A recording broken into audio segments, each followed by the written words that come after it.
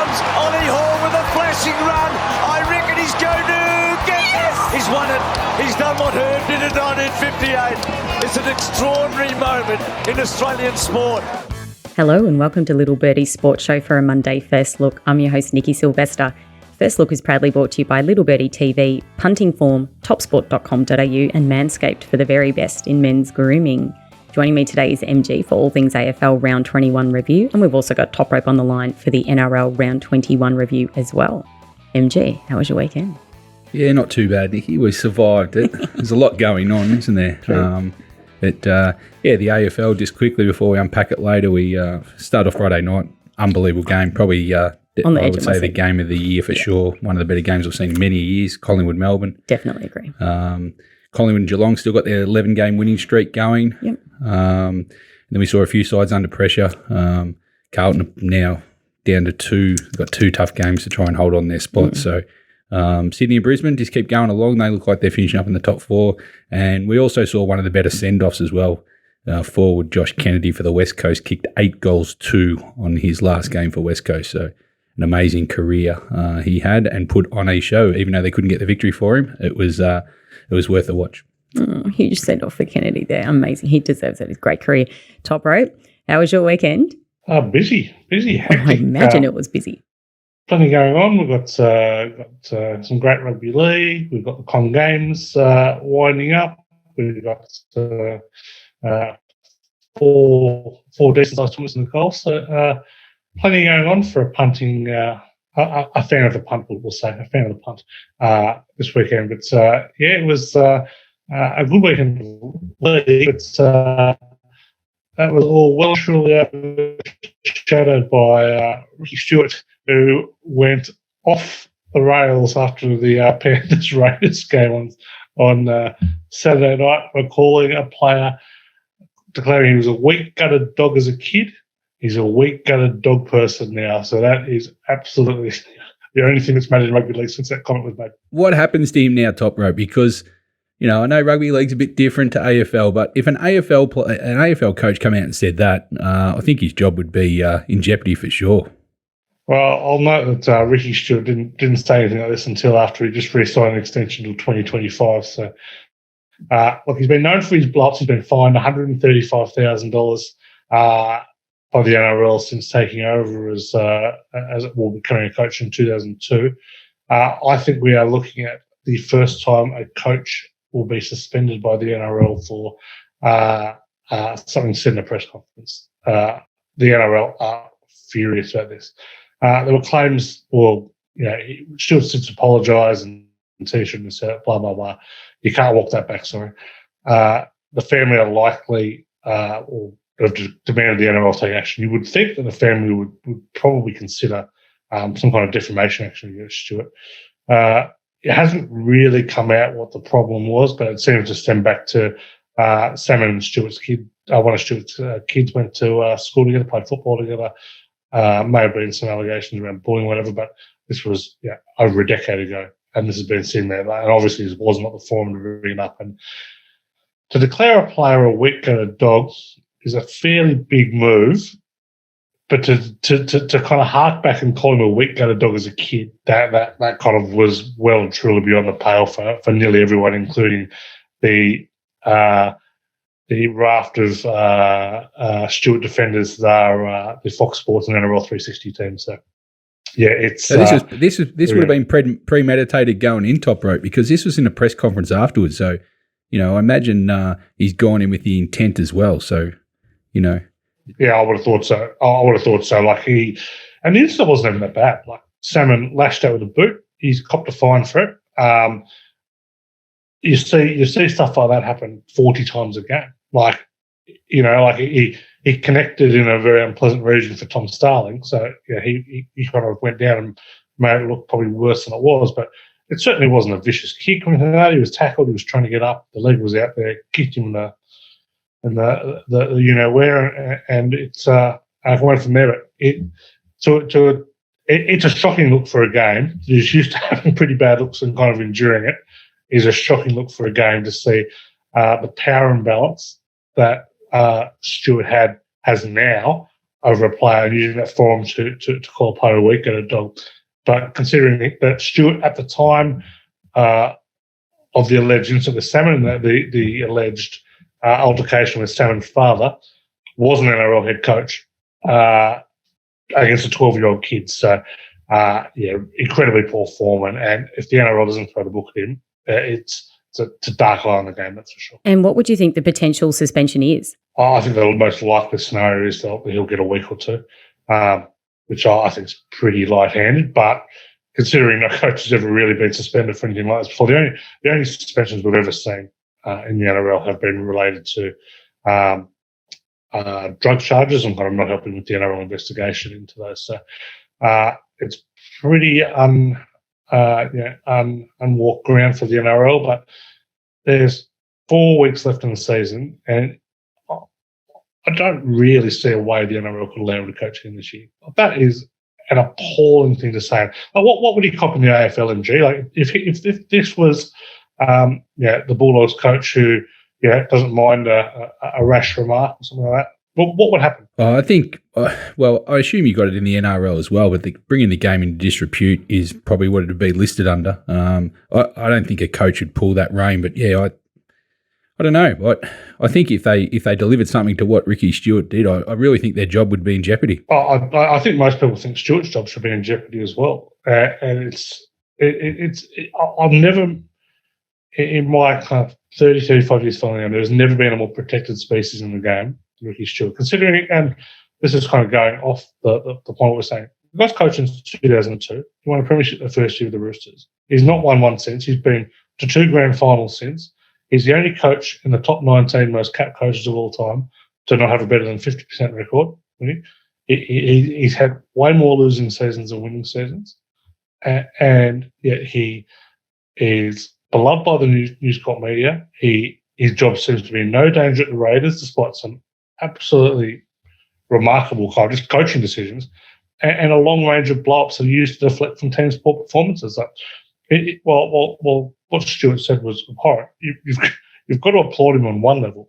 For no one's talking about what a shocking loss it was for the Raiders, and one that potentially has cost them their season. And has your grand final got a home yet? Grand final's always got a home. The home is where rugby league is, MG. The home is where the fan is. I think that'll be Sydney.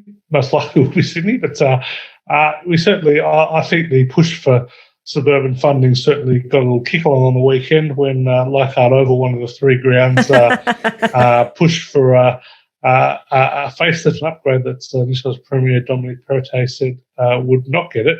A grandstand collapse. So, was that an intentional overloading of the crowd just to make a point? If PBL didn't organise something there, I'd be stunned. But it's a shocking look for the New South Wales Premier, who's clearly shown a lack of political awareness, not only on this issue but a few other issues. So, with the sports minister resigning last week before his crowning glory of the new stadium being opened, the new Sydney Football Stadium, and another sports minister. This will be the 7th sports minister in about the last 5 or 6 years.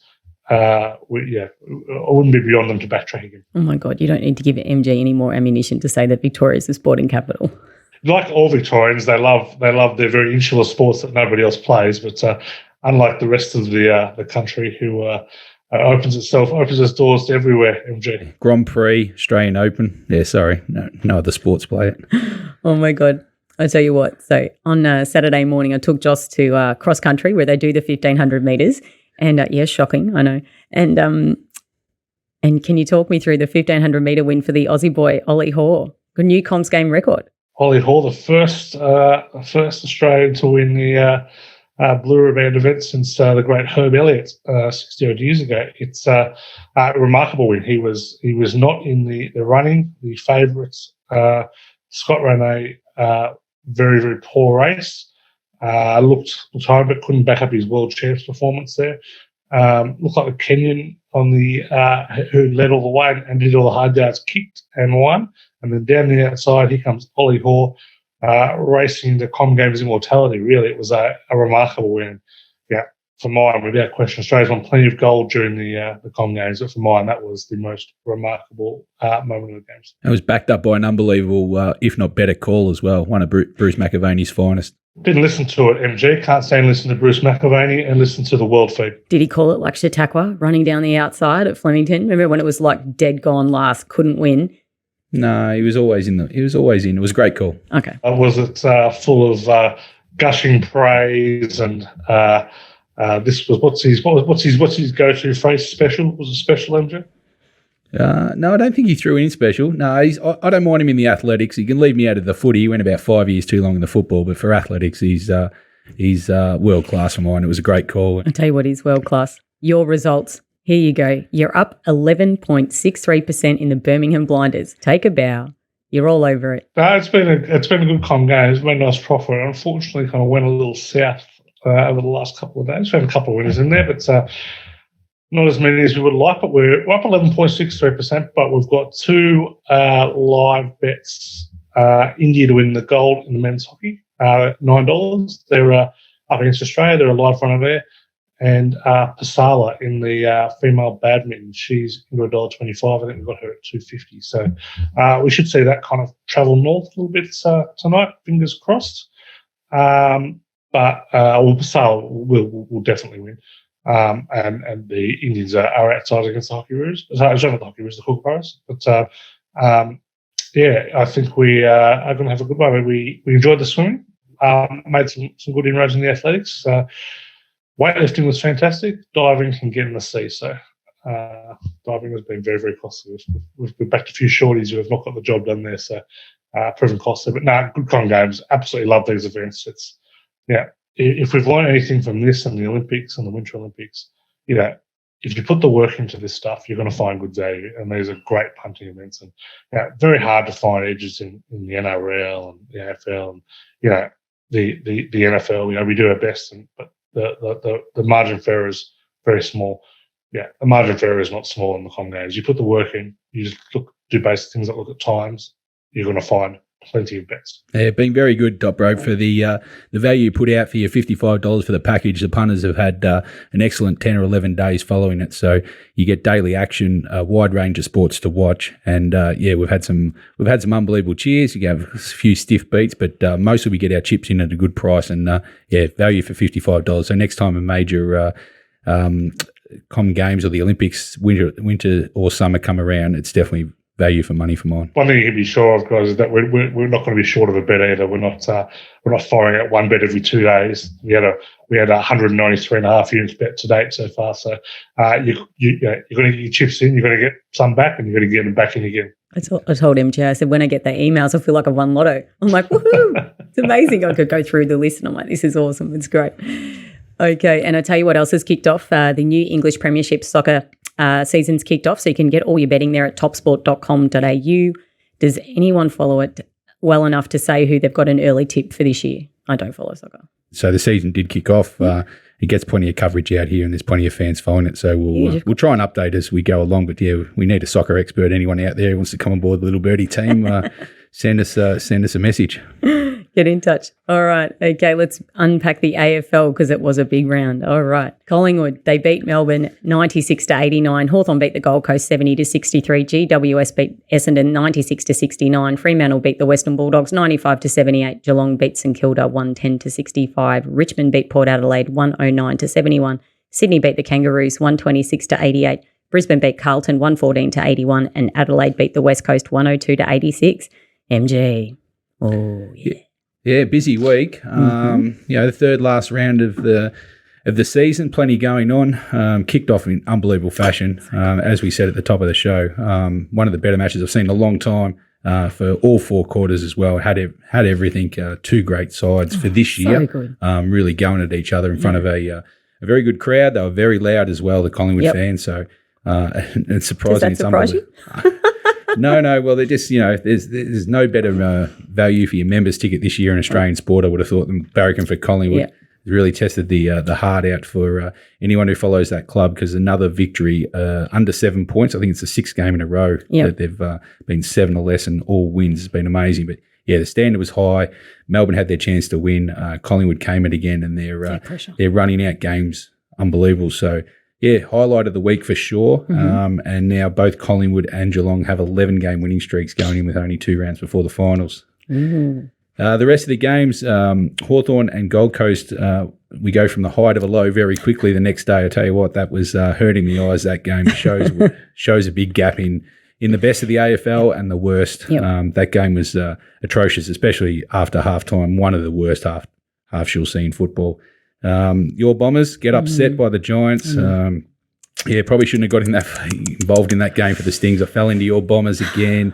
I thought the Giants were done for the year. Fancy getting done by GWS. So that was no good for the Bombers. Their season is in the bin as well. Speaking of in the bin, I think Bulldogs, and I've still got them going 8th. But bad loss to Freo at home. So now Bulldogs have got to win both of theirs, and they need Carlton to lose both of theirs, which is still a chance of happening, but now it just makes it a bit tougher. Geelong got the job done again. We said 11 games winning streak, St Kilda season over, very disappointing. It's too hard to win down there at Geelong, especially for bad sides. They just controlled it from the outset, won easily. Richmond, we liked. We said on the show that couldn't believe personally, I couldn't believe that they were outsiders in the game betting-wise.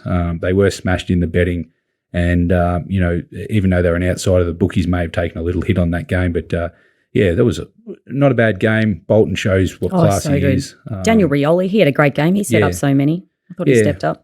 Yeah, Port disappointing really on their home turf. Richmond were very good. Sydney just got the job done against Kangaroos.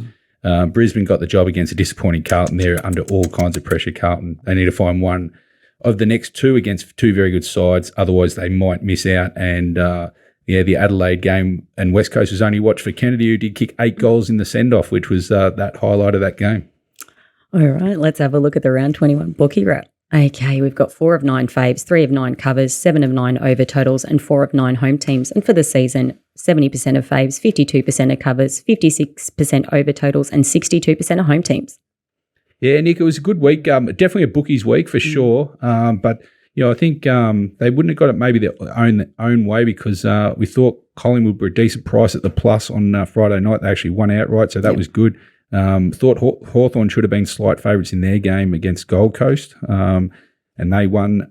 Richmond, again, as we just stated, were outsiders, and they got up as well. So, I thought there was some not wrong favourites, but I thought there was some value on some sides which all hit the line. So, it was bookies punters, but a bookies round, but the punters, if they selected wisely, showed a profit on the week. Of course. Now, let's have a look at the AFL Stings. All right. So, as MG said, he came home strong. Got double dipped on the first game. We tracked well to half time, and then, as I said, the second half was just appalling. So the margin looked quite wide, but we were in front of the count at half time. So that was disappointing. Essendon were disgraceful. They were disappointing. Giants, there was a bit of money there for, so one of the rare times we don't get the chips in at the best price. And then the rain didn't arrive in the Port Richmond game, so I wish I could just wait for these games, Nick, because when the weather doesn't come when it's forecast, the bookies more or less fall asleep. So we got a real good free hit in that game. So that was a good outcome for us, never a sweat. And the Kangaroos Sydney game was smashed to the overs, and that went north of 200. So there were some easy watches on the Sunday to get out with a small loss on the week after trying to back up after 6-0 the week before. Jeez, it's hard to go back to back, isn't it? It is, but lucky my counterpart sitting on the other side of the microphone, he's about to chime in with his own 6-0 shortly. So it's all good in the hood down at Little Birdie HQ. Of course, and I just want to mention that about 6 weeks ago I told you Melbourne's season was done. Okay, and so anyone who didn't read that clip, I may not know AFL like you know AFL, but when we're talking teams that are going to capitulate, Melbourne. You did put a knife in them. I did, and they're gone. They're not done. They're toast. They're struggling. They're one of the. I've actually got them finishing 5th now on my outcomes of the next 2 weeks. So they may draw a Melbourne side, Richmond, or the Bulldogs, which will not go down well at the MCG. But as we'll bring up the Premiership prices, might have pre-alluded to that. All right, let's have a look at the Premiership market. Geelong 275, Melbourne 370, Swans 7, Collingwood 750, Brisbane 12, Freo 15, Richmond 17, Carlton 41, and the Western Bulldogs 101. Yeah, we stated for a few weeks now that Geelong will finish on top. So 275. I don't think they can get too much shorter though, Nick. So this will probably carry in with 2 easy games to come. Melbourne's a risk for mine at the moment. I still think they're too short. I understand why the bookies need to keep them in because they'd be done in a lot of multis and everything like that. But the value is for me still Sydney Swans. I've been barking for them for the last couple of weeks. I just think on current ratings for going in for the last 2 weeks, I think they're a chance. They've got to beat Collingwood this week, which I think they will do at home to end their streak. And if they do, they're more likely to finish second than not. And then they'll get home ground advantage. So I think the value lies there.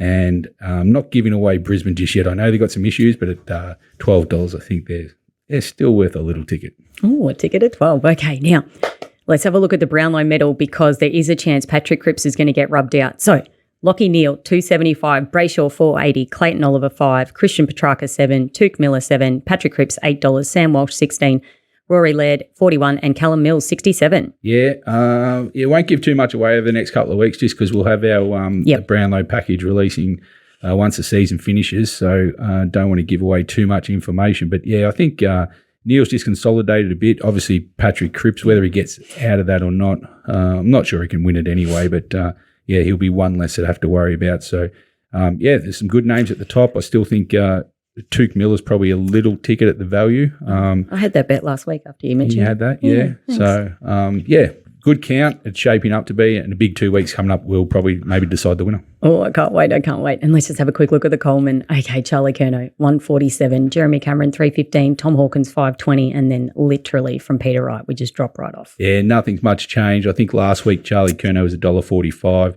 Cameron's just gone out a bit, so holds a similar lead with 2 rounds to go. What's he got? Five clear of Cameron. Okay. All right.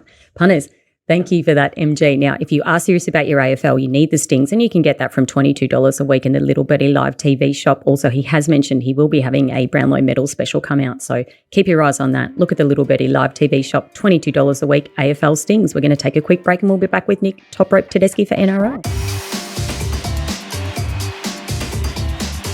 All right, welcome back to First Look, proudly brought to you by topsport.com.au, family owned and operated for over 35 years. Bet with a book you can trust, bet with TopSport. Let's unpack the NRL round 21. The Roosters took care of the Brisbane Broncos 34-16. Melbourne Storm beat the Gold Coast Titans 32-14. Parramatta beat Manly 36-20. South took care of the Warriors 48-10. Penrith beat Canberra 26-6. Cronulla beat St George 24-18. North Queensland beat the Bulldogs 28-14, and Newcastle beat the West Tigers 14-10. We kicked off in a style that that would be happy with, Nick. The Roosters 34-16. Another patchy performance from the Chooks, but started with a bang, finished with a bang. Very ordinary middle, but got the job done. A few concerns for the Broncos going forward. It's a couple of bad losses on the trot now, and they've fallen out of the top 4. So a few worries there. Melbourne Titans, a comfortable Storm win as expected. Jerome Hughes picked up a shoulder injury, didn't play the second half. Looks like he'll be right, but could miss a week or two. But from a betting point of view, that was one very either annoying or delightful finish, depending on what side of the ball you're on. But the final try, unmarked in the corner on the stroke of full time, sent the margin to 18. The line jumped depending on where you bet. And when you bet between 17.5 and 18.5, you then had a conversion from the sideline that missed.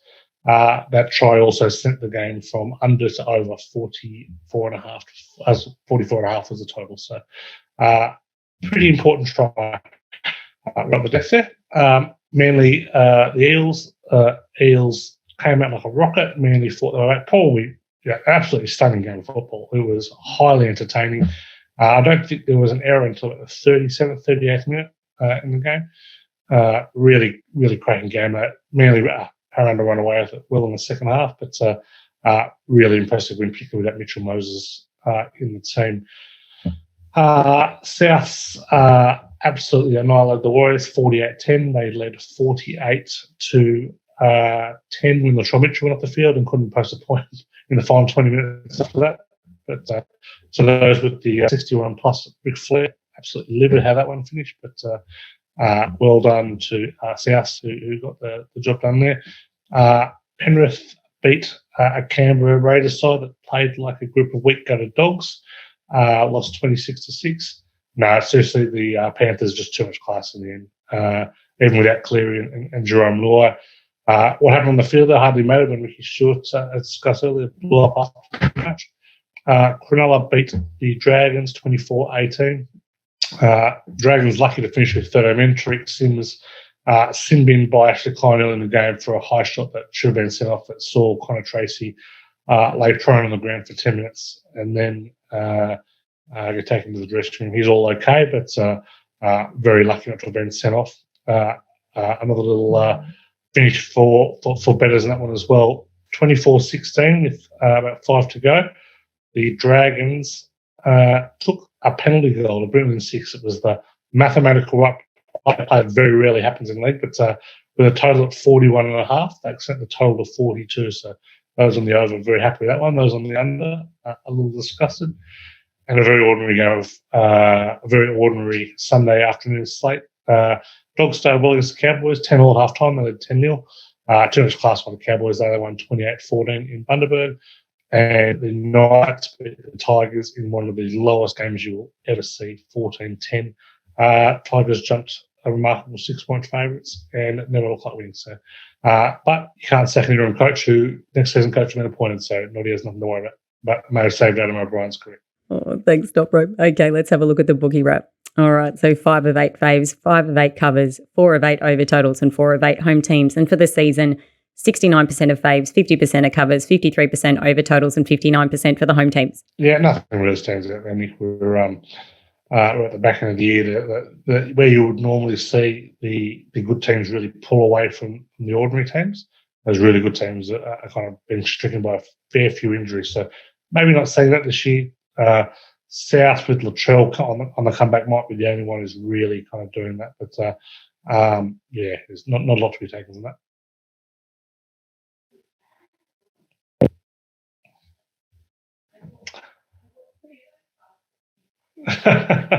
Yeah, it was a nice week for the punters, 6-0. The Roosters Broncos total was a comfortable winner there. Same with the Manly Para total. That one sailed over. South minus 16.5, I'm on the 38, never in danger there. The total was over, I think, by half time, the 43.5, which was nice. That was our big play of the week, the 4.5 units.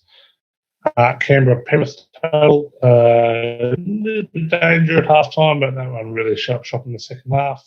Saluted, and like I mentioned earlier, the Sharks Dragons finished over by some intelligent rugby league, taking a 2 to bring back to within one score. So nice to see. So it was a good week for subscribers. A good week for subscribers. Fantastic week for subscribers. Okay, let's get into Thursday night's game because I'm really looking forward to this one. Penrith v the Storm, Thursday, 7:50 p.m. at Penrith.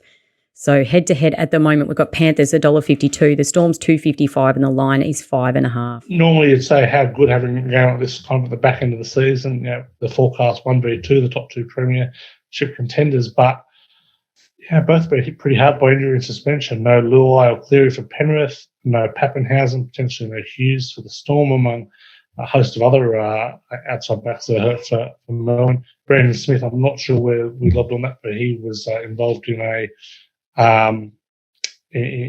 cannonball tackle there as well. So hip drop, I should say, tackle there. So could come under scrutiny. It's I'm leaning towards Melbourne getting the points here. One thing I'm sure of in this game is it will be a very, very low scoring game. Yeah, you're seeing a lot of key playmakers out. The Storm scoring drops significantly with no Pappenhausen. With no Hughes, they're in all sorts of trouble on the scoring front, you would have thought. And Penrith, they really just relied on the defence last week to get the job done against Canberra. So I'm leaning towards the plus, but I've forecast that my bet in this game will be the under, if it lobs at kind of anything north of 36.5. Okay, the under's there for Toprope. All right, now let's have a quick look at the Premiership market. Penrith, $2, Cronulla, $7.50, North Queensland, $7.50, the Storm are $8, Parramatta, $12, the Roosters, $12, South Sydney, $13, Brisbane, $26, and the Canberra Raiders, $81. Team I want to call it this week, Cowboys. That the win on the weekend, they are cruising into second spot at the moment. And that is going to be so important for the Cowboys. It means they'll get a home final in Townsville, which will be massive and potentially gives them a chance to play a preliminary final in Queensland. So that's a huge result for them. So they need to keep winning. But $7.50. They're in a good slot. Of course, if they drop that second slot and they have to go play Cronulla in week one, the draw gets significantly harder. So it's about winning for the Cowboys from here on in. Of those teams, though, South at $12. Yeah, they're a different side with Latrell Mitchell. They really are a very, really side. They push Cronulla all the way week before last. So, I'll be looking at South at $12 there and just keep an eye on the Cowboys at the moment. $7.50. They get a big advantage for anyone if they keep on winning the second. All right, thanks, Toprope. I'm surprised MG didn't chime in there and said that was his tip that you've just taken. All right. at $26, I believe, MG, and I think I told you that they were no hope affair. So. They're tracking okay. All right, punters. He has had 2 insane weeks, 6 and 6. You need the GGOA, and you can get that in the Little Birdie Live TV shop from $22 a week. GGOA, $22 a week. Little Birdie Live TV shop. MG, over to you. Charity time. Yes, Nikki, your favourite time of the week. Normally it is. We've got a couple of each got our own charity, which we tip for. We are up to week 22 results. You can see on the screen there. So 2 out of 3. It seems to be at least our average going through each week. So as we stated, the Tigers got our chips in there and they won outright. So that was a good win in the AFL. Toprope declared virtually. The Rabbits, they won easily. I think the line closed 20.5 there, Toprope. So got your chips in well there, and they covered by 38. Unfortunately, Nikki fell for the Bombers, and her team has let her down, so she has officially sacked them for this year, the Bombers, and I'm sure she'll be going to the NRL this week after the AFL let her down. So just a quick leaderboard. I think 13-9 myself. Toprope is 11-11, so he's 2 behind, but he is coming hard, and Nikki's now slotted back into third, which he's not happy about at 10 wins and 12 losses. So a couple of weeks to go, and then we'll go into the finals as well to make sure everybody gets an even run. So what do we got coming up for this week's predictions? We'll go with Toprope now because he's moved into second on the ladder, so he gets first crack at it here in the for the Wayside Chapel. What do you got in the NRL this week early, Toprope? Let's go the Bunnies 3 weeks on the trot. See if we can get the hat-trick here. -3.5 against Parramatta, I think. Parramatta, no Moses. They face a difficult task against the Bunnies with the trots. Jesus, normally storm, and now he's on the bunnies. So when you find a good little run, you stick to it. Nikki, what do you got for Sids and Kids this week? Yep. I'm going to NRL and I'm going to do up Cronulla. So -11.5 for me, Cronulla. -11.5. Okay, myself for charity, Love Me, Love You. I'm going to go for Lions, Brisbane Lions in the AFL, -10.5. So that kicks off at the start of the week against St Kilda. Thanks, MG and Toprope. Okay, that is a wrap for this week's edition of First Look. Thanks for joining us. Don't forget to follow us on YouTube, hit the subscribe button, download our podcast everywhere you get your good podcasts from. Remember, you can follow us on socials. We're Little Birdie TV. We're on Twitter and Insta. OB will be with the boys on Friday, and you're going to want to unpack that with him, so tune in on Friday. Remember, all your footy betting action is at topsport.com.au. Also, their English Premiership market's up, so topsport.com.au. Punt well. Have a great week. Bye.